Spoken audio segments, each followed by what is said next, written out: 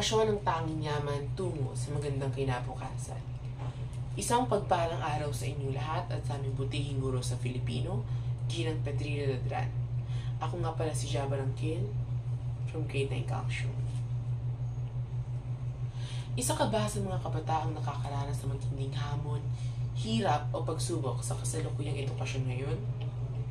Ayon sa mga lumalaganap na balita ngayon, karamihan sa loob ng silid-aralan ang hindi nakakasunod o hindi nakakasabay sa diskusyon ng kanilang mga guro. At sa pagtagal ng araw, linggo o buwan, ay mas lalong nahihirapan ang mga mag-aaral dahil sa mga mabababang grado nito sa pagsusuri. Kaya naman na nagtatag ang DepEd at Department of Education na tinatawag na matatag curriculum.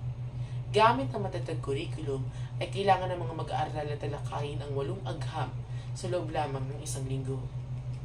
Ngunit sa pagtagal ng araw ay mas lalong nahihirapan ang mga estudyante o mag-aaral dahil sa sabay-sabay na gawain o asignatura.